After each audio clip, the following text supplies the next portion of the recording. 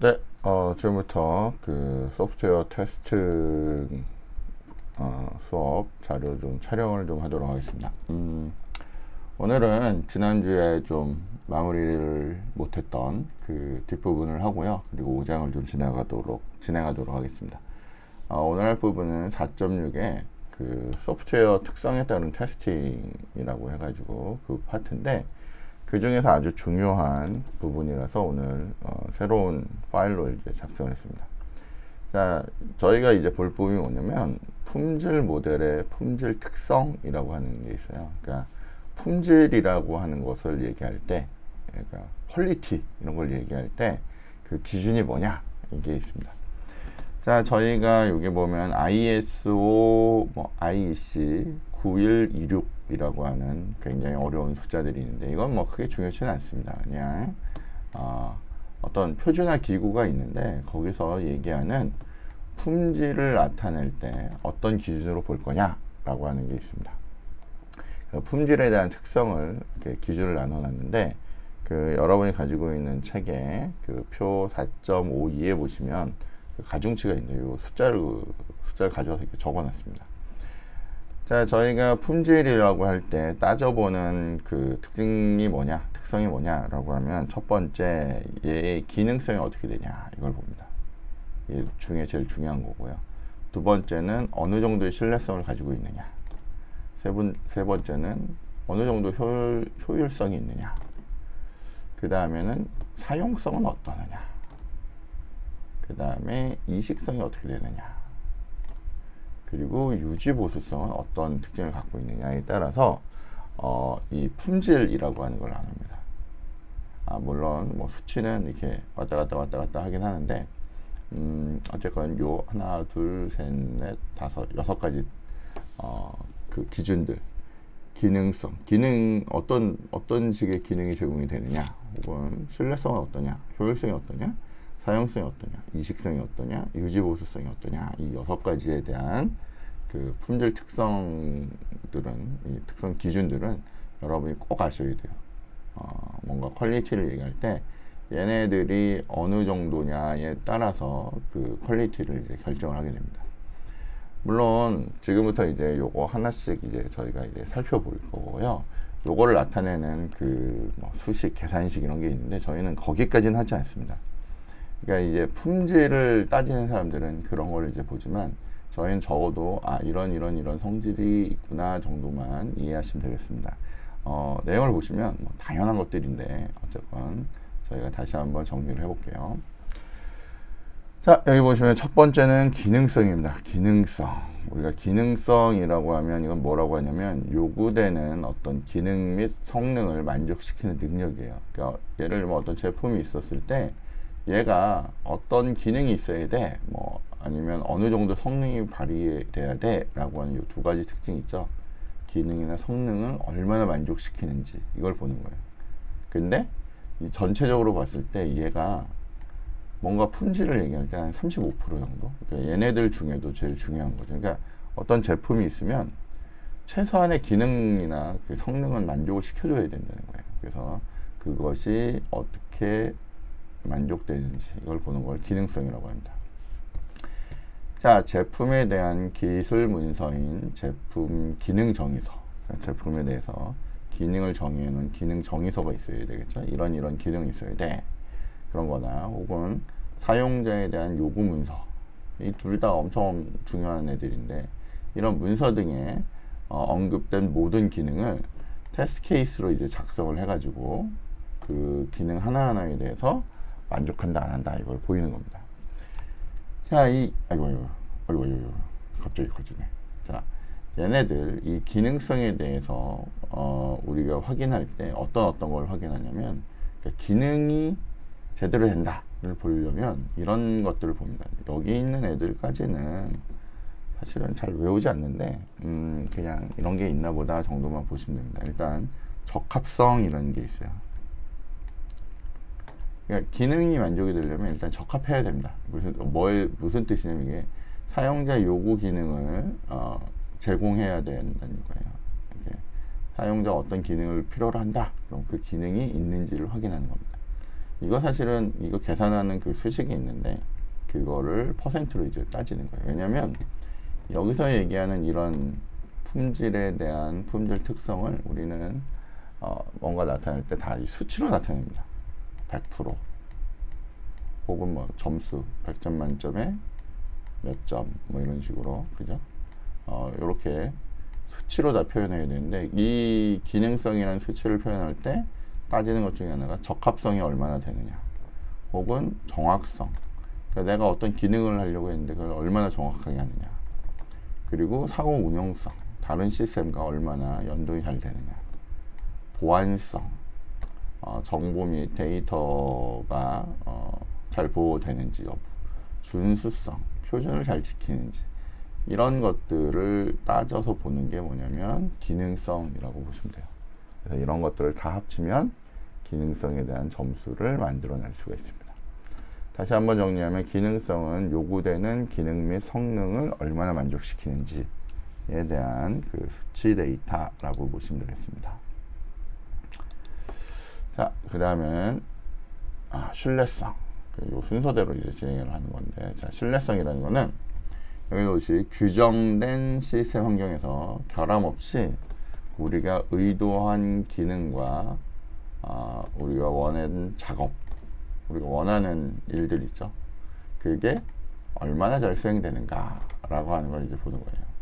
그래서 규정된 시스템 환경에서 우리가 지금 수행하려고 하는 환경에서 결함 없이 의도한 기능과 작업이 수행되는 그 소프트웨어의 능력, 이걸 보는 겁니다. 얼마나 잘 수행되느냐, 그게 우리가 얘기하는 신뢰성이 되는 거죠.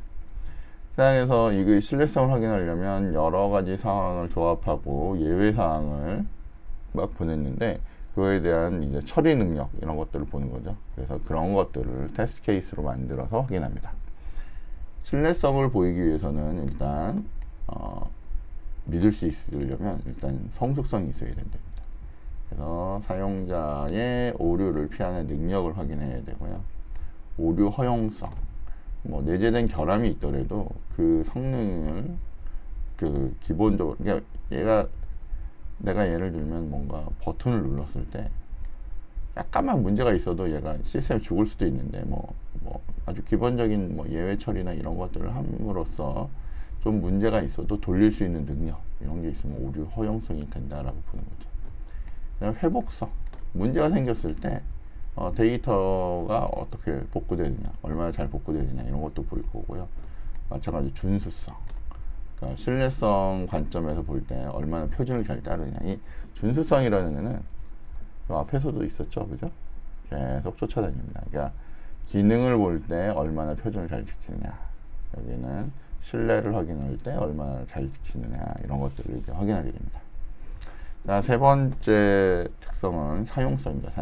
사용성은 중요한 소프트웨어를 쓰는데 어떤 제품인데 이게 쓰기가 너무 어려워, 이런 문제가 되죠.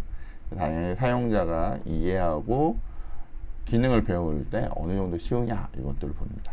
자, 그래서 UI나 어떤 기능을 실행하기 위한 순서나 내용 및 처리 메시지가 또 뭐 이거를 할 때 무슨 뭔가 오작동이 있거나 뭔가 문제가 있었을 때 그에 해당되는 처리 메시지가 잘 나오는지, 이런 것들을 보여주는 거죠. 그냥 푹 죽을 수도 있지만 그런 것들을 알려주면 어때요? 아무래도 사용성이 좋아진다라고 얘기하는 거예요. 그래서 그런 것들을 할 수 있는 테스트 케이스를 만들면서 이제 확인하는 능력을 사용성이라고 합니다. 자, 사용성을 평가하기 위해서는 우리는 이해성이라고 해서 운영 방법이나 조건 등을 얼마나 쉽게 파악할 수 있게 해줬느냐, 학습성이라고 해서 얼마나 쉽게 배울 수 있겠느냐, 운용성이라고 해서 운영하고 제어하는 능력을 얼만큼 쉽게 제공하느냐, 친밀성, 그래서 사용자가 쓰기 쉽게 되었느냐, 이런 것도 보는 거고요. 마찬가지로 준수성, 그러니까 사용성 관점에서의 표준을 잘 따르는지, 이런 것들을 이제 확인하게 됩니다. 자, 그 다음 특성으로는 효율성. 그러니까 예를 들면 자원이 내가 쓰려고 하는 자원이 적절하게 사용이 잘 되는지, 그리고 적정한 반응 시간으로 처리가 되는지, 그러니까 얼마나 효율적으로 쓸 수 있느냐 이겁니다. 그냥. 자, 그래서 어떤 기능을 수행하거나 정보를 출력할 때 처리되는 시간과 자원의 사용량이 적절한지를 나타내는 그런 것들을 테스트할 수 있는, 그러니까 효율성이에요. 그래서 그런 기능을 시간이나 자원 사용량에 대한 내용을 확인하는 테스트 케이스를 작성해서 이제 보는 거죠. 자, 그래서 효율성에 대해서 보기 위해서는 일단 시간을 얼마나 잘 쓰는지에 대한 시간 효율성. 그러니까 예를 들면 적절한 응답 시간, 그러니까 내가 뭔가 명령을 내렸는데 응답이 적정한 시간에 들어오느냐, 그리고 처리되는데 걸리는 시간, 그리고 처리되는 퍼센트, 이런 것들을 이제 확인하는 거죠. 자원에 대한 효율성, 이건 시간에 대한 부분하고 내가 리소스를 어떻게 잘 활용하고 잘 반납하는지 이런 것들을 봅니다. 마찬가지로 준수성이라고 해서 효율성 관점에서 표준과 규정 관례를 잘 따르는지를 이제 보는 거죠. 자, 그 다음에 이제 유지보수성이라고 하는 게 있습니다. 유지보수성. 우리 이게 돈 제일 많이 드는 부분이라고 했죠. 자, 소프트웨어에 대한 수정이나 변경이 얼마나 용이하느냐, 요것들을 확인하는 거예요. 근데 이게 뭐, 편합니다. 이렇게 얘기하면 안 되죠. 이게 어떤 수치로 이제 보여줘야 되는 거예요. 그래서 그거에 대한 그 특성에 대해서 이제 따지는 거를 유지보수성. 자, 소프트웨어 상의 변경이 발생하거나 기존 시스템을 다른 시스템으로 교체하는 경우에 작업의 절차가 얼마나 편리한지, 작업이 얼마나 용이한지에 대해서 테스트 케이스를 만들어서 이제 확인하는 거를 유지보수성이라고 합니다. 자, 유지보수성을 확인하기 위해서는 일단 유지보수를 잘 하려면 일단 분석이 쉬워야 되겠죠. 그죠? 그러니까 장애 원인이 있다면 왜 이런 일이 생기는지 이 원인을 진단할 수 있게 쉽게 진단할 수 있는 그 능력, 이거를 수치로 이제 표현하는 거예요. 변경성, 얼마나 쉽게 변경해서 적용해서 집어넣을 수 있느냐 이런 거고요. 안정성이라고 해서 뭐 예상 밖의 결과를 최소화하도록 만드는 그 능력을 우리 안정성이라고 합니다. 그리고 시험성, 그래서 변경된 결과를 검증할 수 있도록 하는 능력이 얼마나 좋으냐 이런 것도 이제 유지보수성을 평가하는 기준이에요. 그리고 준수성, 유지보수 관점에서 규정을 잘 따르느냐 이런 것들을 이제 확인한다라고 보시면 되겠습니다.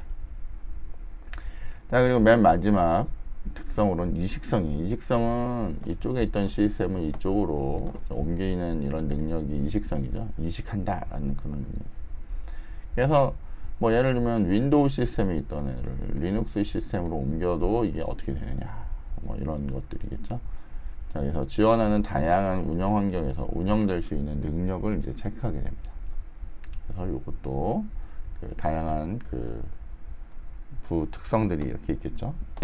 자, 근데 일단 이 위에 걸 먼저 보면, 자, 지원하는 모든 환경에서 제품이 정상적으로 실행되는지 이걸 확인하는 거예요.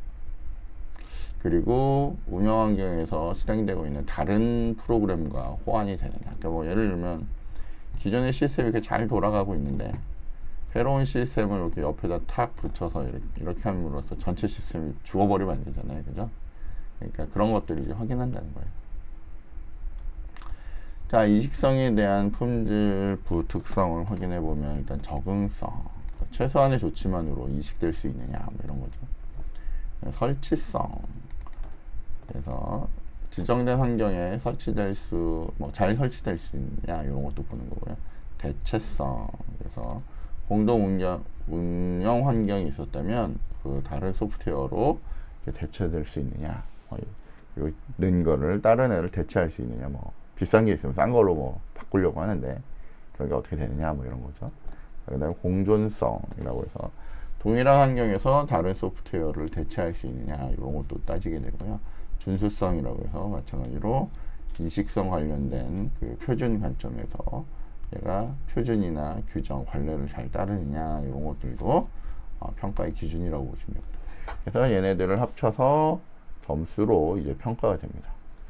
잘 들어보시면 당연하죠. 그러니까 여러분이 어떤 제품이 있었는데 이 제품이 품질이 좋다라고 보려면 일단 기능이 멀쩡해야 되고요. 믿을 수 있어야 되겠죠. 그리고 이 놈을 넣음으로써 효율성이 좋아져야 될 거고요. 아무래도 사용도 편리해야 될 거예요. 그리고 얘가 어디에 붙음으로써 문제가 있으면 안 되죠. 그리고 혹은 얘를 다른 시스템에 옮겼을 때 문제가 있으면 안 되니까 이식성도 좋아야 돼요. 그 다음에 유지보수성이라고 하는 것도 굉장히 좋아야 되겠죠. 그래서 이런 것들을 통틀어서 이 소프트웨어의 품질이 좋다 나쁘다 라고 이제 판단한다는 거예요. 그래서 요 6가지 하나 둘 셋 넷 다 6개 이 중에 이렇게 뚝 잘라서 얘는 기능이잖아요. 그래서 이거는 기능성을 보는 거고요. 얘네들 나머지들은 비기능적인 부분이에요. 비기능적인 부분입니다. 그래서 이렇게 기준을 나눈다라고 보시면 되겠습니다. 자, 이렇게 해서 저희가 소프트웨어 특성이라고 하는 애도 봤고요. 자, 이제 맨 마지막으로 저희가 간단한 용어 몇 가지만 좀 정리하고 마무리를 할게요. 자, 풀 테스트 스위치라고 하는 애가 있습니다. 이 풀 테스트 스위치라고 하면 테스트 스위치라고 하는 건 뭐예요? 테스트 케이스의 묶음을 테스트 스위치라고 하는데 풀이 붙었어요. 그럼 뭐냐면 단위 테스트에다가 통합 테스트에다가 시스템 테스트 케이스까지 합쳐놓은 그런 세트를 저희가 풀 테스트 스위치라고 얘기합니다. 자, 단위 테스트 우리 계속 본 거죠. 단위 테스트는 뭐예요? 우리 개발자가 개발한 소스 코드를 대상으로 테스트하는 거. 함수 하나하나 이제 보는 게 단위 테스트고요. 시스템 테스트는 그 결함을 찾아내기 위해서 소프트웨어를 실행시켜서 테스트를 수행하는 작업으로 요구사항 기술서라고 하는 요구사항이 적혀있는 문서죠. 그걸 해서 테스트 계획서를 작성해 나가면서 이제 하는 건데 뭐예요? 이게 시스템 레벨에서 시스템 설치해 놓고 하는 테스트죠. 물론 요거하고 요거 사이에 뭐가 있어요? 저희가 통합하는 테스트가 있죠. 여기상으로는 여기 통합 테스트 케이스가 있는데 단위 테스트를 합쳐서 큰 덩어리로 만든 테스트가 중간에 있을 수 있습니다. 그리고 시스템 레벨에서 하는 테스트가 이렇게 있다는 거죠. 그리고 이제 인수하는 테스트가 있고. 자, 테스트 중에는 이렇게 포지티브 테스트라고 해서 정상적인 값을 넣어가면서 테스트하는 그런 테스트 케이스가 있고요. 네거티브 테스트라고 해서 정상적이지 않은 값을 입력을 해서 정말 비정상적으로 시스템이 되는지 뭐 이런 것들을 확인하는 그런 테스트가 있습니다. 포지티브 테스트도 있고 네거티브 테스트도 있고 이렇게 여러분이 이해를 하시면 되겠습니다. 그러니까 방법적인 거죠. 내가 워낙에 모든 게 다 되는 것들을 다 확인하기 어려우니까 안 될 것 같은 걸 넣어서 정말 안 되는지 확인하는, 그리고 안 되는 걸 넣었을 때 어떻게 처리되는지 이런 것도 확인을 해야 된다는 거예요. 그래서 이런 테스트 용어가 있다라고 보시면 되겠고요. 그 다음에 있는 동영상은 프로세스 문서라고 해서 옛날에 여러분이 이미 보신 영상입니다. 다시 한번 요거 프로세스 문서와 관련돼서 한번 영상을 보시면 좋을 것 같아요. 자, 요렇게까지 해서 저희가 지금 여기 4장을 이제 마무리를 했습니다. 굉장히 긴 시간 동안 했는데 4장은 저렇게 마무리를 하고요. 저희가 바로 이어서 5장을 진행을 좀 하도록 하겠습니다. 근데 뭐 이왕이면 저희가 영상을 좀 끊고 이렇게 하면 되겠죠. 영상 끊기 전에 저희가 요번에 진행되는 자격증 시험에 대해서 좀 간단하게 설명을 좀 드리도록 하겠습니다. 자꾸 문의가 들어와서 그런데 일단 저희 테스트 시험이 지금 날짜상으로 보니까 시험 있는 주에 화요일에 시험을 보는 걸로 되어 있고, 보통 시험이 7시 30분에 이제 치루어지게 되어 있습니다. 그래서 해당되는 장소로 여러분이 가셔서 이 시험을 보시면 되고, 그 다음에 이미 시험 등록이 끝난 것 같긴 한데, 시험 등록을 할 때 여러분들이 학생이라고 하는 걸 알려주시면 원래 기존에 있던 비용보다 조금 저렴하게 여러분이 시험을 이제 볼 수 있는 걸로 알고 있습니다. 그래서 그렇게 하시면 되겠고요. 그 다음에 뭐 자꾸 물어보는 사람들이 그 시험 날짜랑 그러니까 시험 기간에 시험 날짜랑 이 시험이랑 겹치는데 어떻게 해요? 라고 물어봅니다. 근데 나중에 보시면 2학기에 가셔도 똑같습니다. 중간고사 기간에 여러분들 보시는 중간고사 기간에 그리고 여러분들 시험 보시는 기말고사 기간에 딱 그 기간에 이렇게 화요일 날 딱 날짜가 잡힙니다. 그래서 늘 똑같거든요. 오히려 지금 저희가 이제 대면 수업 안 하고 있잖아요. 그죠? 그렇기 때문에 지금부터라도 아직도 시간이 엄청 많이 남았잖아요. 지금 뭐 이제 겨우 오늘이 6월 6일인데 6월 6일이면 뭐 책을 한 10번 읽고 갈 수 있을 것 같습니다. 그리고 뭐 제가 여러분 보고 만점을 맞아 오라는 건 아니잖아요. 그죠? 그러니까 하시면 되겠고 보니까 그 이미 기간이 좀 지난 것 같긴 한데 아마 잘 확인하시면 이게 한정수에서 40명인가 뭐 어쨌건 그 인원이 시험을 보게 되어 있기 때문에 이 인원이 안 차면 조금 더 추가적으로 기간을 받는 걸로 알고 있습니다. 잠시만요. 저희가 지금 인터넷으로 보면 되겠죠? 인터넷으로 잠깐만 얘가 어떻게 되는지 한 번만 저희가 좀 살펴보도록 하겠습니다. 지금 신청 가능한지 어떤지 이게 아마 금요일날 끝나서 여러분들이 원하면 잠시만요. 제 웹페이지가 다 보이는 건 그러니까 테스팅 시험과 관련해서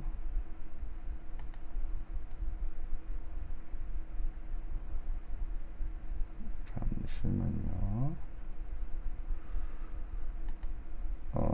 테스팅 시험과 관련해서 여러분이 사이트에 들어가 보시면 그 시험 일정이랑 여기 스탠 사이트에 가면 아마 될 건데 시험 신청이 이렇게 있을 거예요. 여기 보시면 끝났나요? 저희가 결과 보기고 시험이 언제 있는 거죠? 6월 언제잖아요. 그죠?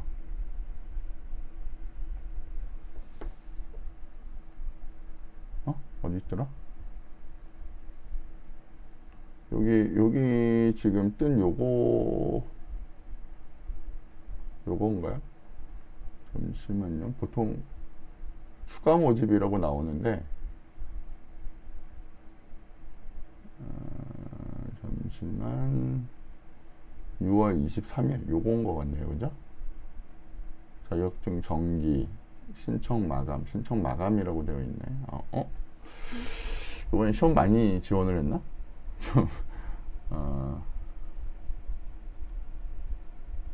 6월 23일 날 한 거는 일단은 마감이라고 올라오는데 보통은 여기 보시면 어딘가 그 추가 뭐 이렇게 있죠. 이렇게 추가 모집 이런 식으로 보통 추가 모집들이 조금 될 때가 있거든요.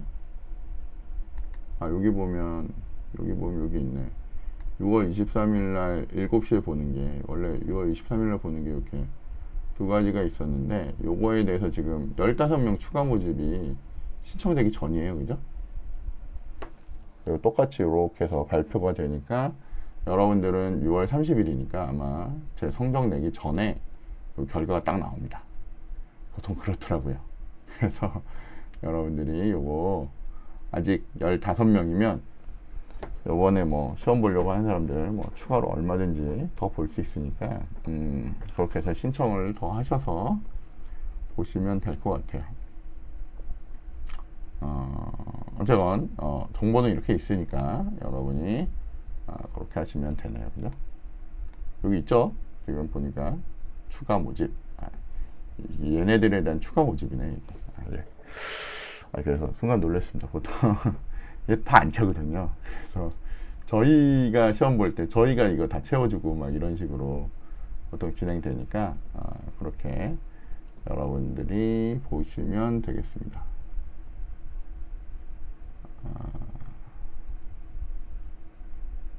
저희가 한글로 하는 저희가 보는 그 기능이 저 테스트가 맞을 것 같습니다. 그래서 저걸로 여러분이 그죠? ISTQB 파운데이션 여기 맞네요. 자, 그렇게 해서 여러분이 시험 준비를 잘 하시고 그렇게 보시면 지난번 얘기했듯이 제가 가산점도 드릴 겁니다. 다시 한번 얘기하는데 여러분들 제가 걱정이 돼서 그런데 여러분이 이게 시험 기간에 이렇게 시험이 있어서 나는 이 시험을 보기 너무 어렵겠지. 근데 지금 보면 한 몇 주 한참 남았잖아요. 지금 공부해두면 됩니다. 그리고 객관식이기 때문에 미리미리 공부해 놓고 나머지 시험들은 또 그때그때 맞춰서 하루에 조금씩만 공부하면 되거든요. 자, 근데 지금 아무리 어려워도 이 시험 기간에 시험 보고 이 자격증을 따놓으면 여러분이 자격증이라는 것도 갖게 되고 기타 등등 좋은 장점이 생기는데, 다시 한번 얘기하지만 나는 2학기에 가서 중간고사 2학기 중간에 봐야지. 그러면 또 이 중간고사에 걸리고요. 기말에 봐야지. 그럼 기말에 보입니다. 똑같이 힘들고요. 똑같이 스트레스 받습니다. 근데 문제는 지금은 여러분이 요렇게까지 어떻게 해요? 테스트를 열심히 했건 열심히 안 했건 수업도 듣고 내용도 듣고 했기 때문에 이게 이런 거구나, 그런 단어들도 지금은 여러분들 머릿속에 있는데, 여기에 요 한 9월달 10월달 가고 11월달 이렇게 가잖아요. 그동안은 또 여러분들 뭐 이것저것 하는데 바쁠 거 아니에요. 테스트랑 관련된 거 이거 안 한다고 공부. 그럼 이때 다시 시험이니까 공부해야지. 안 됩니다. 이거 11월 돼서 공부, 이게 더 안 됩니다. 이게 나중에 취업 준비하고 막 이럴 때니까 지금 하셔야 됩니다. 여러분이 제주거 저 15명 안에 무조건 들어가셔서 신청하시고요. 물론 이 자격증이 없다고 해서 여러분 뭐 인생이 어떻게 되거나 이러진 않아요. 근데 있으면 굉장히 좋습니다. 미리 얘기하지만 있으면 굉장히 좋고요. 이 테스트 자격증을 갖고 있는 사람들이 많지 않습니다. 따라서 어디 가면 많이 알아봐 줍니다. 그렇게 해서 여러분이 이렇게 하시면 되겠고요. 어차피 얘기가 나온 김에 한 가지 공지를 하도록 하겠습니다. 이번 여름에 저희 현장 실습 있잖아요. 현장 실습이 있고요. 현장 실습을 나갈 친구들은 지금 미리미리 좀 신청을 하셔야 됩니다. 그러면 여러분들이 원하는, 그러니까 지금 지원을 하면서 얘기를 하시면 여러분이 뭐 예를 들면 난 테스트 쪽으로 가고 싶다, 혹은 뭐 나는 뭐 인공지능을 하는 데 가고 싶다, 뭐 나는 뭐 그냥 소프트웨어 하는 쪽으로 가고 싶다, 뭐 아니면 전혀 다른 데 가고 싶다, 뭐 이런 식으로 어쨌건 정보를 주시면 제가 그거에 맞춰서 여러분들 배치를 해드립니다. 그리고 지금 현재 몇 군데서 조기 취업에 대한 문의도 지금 들어온 상황이다 보니까 여러분들이 좀 미리 저한테 얘기하시고 저랑 상담도 좀 하시고 이러시면 그거에 맞춰서 제가 배치를 해드리고 여러분들 진행할 수 있도록 도와드릴 계획입니다. 그러니까 여러분들이 그런 부분을 좀 미리 좀 정리를 해서 알려주시면 좋을 것 같아요. 아시겠죠? 그래서 어쨌건 현장 실습이라고 하는 거 이제 진행되니까 여러분들이 그 부분에 대해서 확인하시고 연락 주시면 제가 그거에 맞춰서 이제 처리를 좀 하도록 하겠습니다. 수업 내용보다 쓸데없는 내용이 길었는데 여러분한테 필요한 부분이라서 잠깐 얘기를 했고요. 저희 요 5장에 대한 부분은 저희가 잠깐만 쉬었다가 제가 추가적으로 올려드리도록 하겠습니다. 그리고 6장까지 어차피 저희가 시험 범위에 드는 거라서, 그리고 저희 기말고사 전에 아마 6장까지 내용은 다 마칠 수 있기 때문에 제가 중간중간에 정리되는 대로 계속 자료를 올려드리겠습니다. 아무래도 그냥 생짜로 책을 보는 것보다는 한번 듣고 책을 보시는 게, 그리고 실라버스 보는 게 더 좋기 때문에 그런 식으로 할 수 있도록 도와드릴 테니까 빨리빨리 잘 보시고 열심히 보시고 그렇게 해서 잘 하시면 될 것 같습니다. 예, 뭐 다른 질문들이 있으면 언제든지 개인적으로 이제 연락하시면 될 것 같고요. 지난번에 보니까 저희가 주중에 그 디스코드 가지고 이렇게 연락을 해봤는데 제가 볼 때는 별 효과가 없습니다. 그냥 모이면 잔뜩 모여서 효과가 없는 것 같아서 그 디스코드로는 진행을 하지 않도록 하겠습니다. 그러니까 개인적으로 여러분들이 저한테 문의를 하시면 제가 개인적으로 답을 해주는 방법으로 좀 바꿔볼게요. 이게 뭐 효율성도 떨어지는데 자꾸 사람만 모이면 의미가 없는 것 같습니다. 아니면 뭐 여러분이 전체적으로 뭐 하자라고 하면 저는 얼마든지 할 마음이 있습니다. 근데 다 모여도 뭐 질문하는 사람도 없고 질문도 없고 막 그래서 괜히 시간만 뺏는 것 같아서 그거는 그렇게 할 테니까 일단 참고하시면 좋을 것 같습니다. 예, 조금 있다가 여기 5장 테스트 관리부터 다시 하도록 하겠습니다.